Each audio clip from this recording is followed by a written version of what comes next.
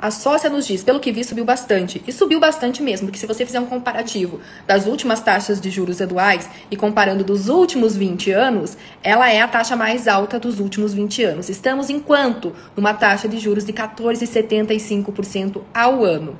É uma taxa altíssima, principalmente para a nossa realidade atual. Nós já tivemos taxas até maiores do que 14,75. Se a gente pegar um histórico do ano de 2000 até 2025, a gente já teve períodos em que a taxa de juros estava ainda mais alta, ainda maior.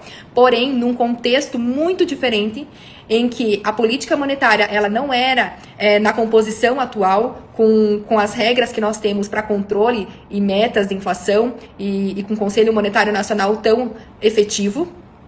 E das últimas vezes, vinha num contexto também de uma crise financeira global. Então, a gente tem ali, né, teve o período de 2008, que teve aquela bolha imobiliária americana, que acabou atingindo todos os países emergentes. Então, a gente teve, sim, uma alta expressiva da taxa de juros.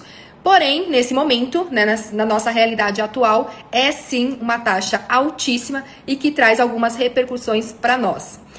Vou entrar aqui no comunicado do Copom, mas antes quero dizer que eu venho falando há muito tempo sobre ciclos econômicos e o quanto o nosso país, nosso querido Brasil, é cíclico. E a nossa taxa de juros também. Por isso, da importância da gente rever e avaliar sempre o comitê e estar analisando os investimentos frente a isso. Agora vamos ao relatório, a decisão do Copom. O ambiente externo mostra-se adverso e particularmente incerto em função da conjuntura e da política econômica nos Estados Unidos. Então também a gente tem aqui informações que já sabemos, mas basta, né, relembrá-los aqui para vocês. Primeiro ponto, taxa básica de juros, a taxa Selic, é a nossa mãe da economia.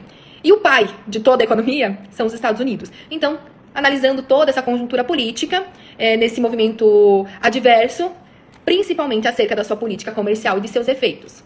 A política comercial alimenta incertezas sobre a economia global, notadamente acerca da magnitude da desaceleração econômica e sobre o efeito heterogêneo do cenário inflacionário entre os países. E aí, continua, vou deixar aqui para vocês. Tal cenário segue exigindo cautela por parte dos países emergentes, em ambiente de maior tensão geopolítica. Então, aqui por isso que eles estão sendo mais cautelosos, diz o relatório. Em relação ao cenário doméstico, o conjunto dos indicadores da atividade econômica e do mercado de trabalho ainda tem apresentado dinamismo, mas observa-se uma incipiente moderação no crescimento. Nas divulgações mais recentes, a inflação cheia e as medidas subjacentes mantiveram-se acima da meta da inflação. Então, aqui o que ele está dizendo? Que está tendo uma moderação no crescimento e que, apesar da inflação sim estar acima da meta, como tem essa moderação no crescimento, pode ser que o cenário consiga mudar e que a gente tenha uma desaceleração, não precisando de um aumento na taxa de juros. Mas calma, vamos lá, vamos aos poucos. As expectativas da inflação para 2025 e 2026, apuradas pela pesquisa Focus, permanecem com valores acima da meta. A projeção da inflação do Copom para o ano de 2026 situa-se entre 3,6% no cenário de referência. Aqui vou colocar para vocês qual que é o valor da nossa inflação atual, sendo que a meta da inflação é 3% ao ano. Ok? Os riscos para a inflação, tanto de alta quanto de baixa, estão mais elevados do que o usual. Entre os riscos de alta para o cenário inflacionário e as expectativas de inflação, destacam-se a desancoragem das expectativas de inflação por um período mais prolongado, uma maior resiliência na inflação de serviços e uma conjunção de políticas econômicas externa e interna que tem um impacto inflacionário maior do que o...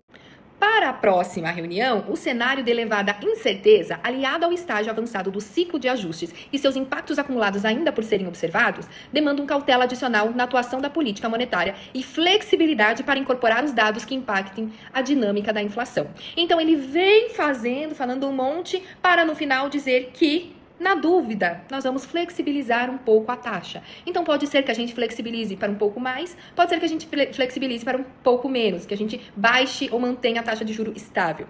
E aí ele continua, o comitê se manterá vigilante e a calibragem do aperto monetário apropriado seguirá guiada pelo objeto de trazer a inflação à meta no horizonte relevante.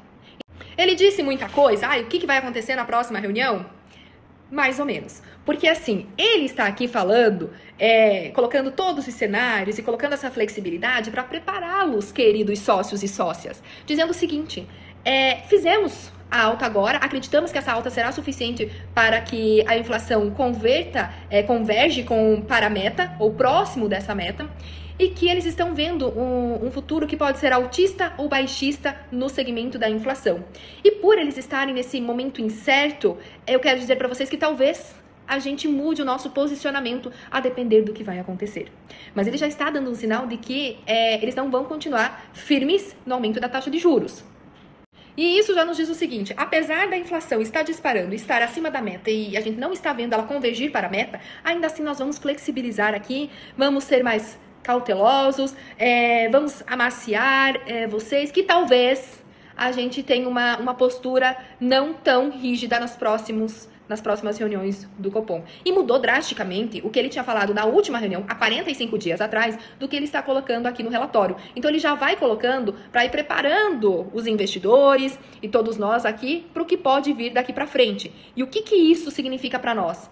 Que a partir de agora, talvez não tenha mais alta na taxa de juros, talvez na próxima reunião ele mantenha essa taxa 14,75 mesmo, e aí a gente entra num novo ciclo econômico.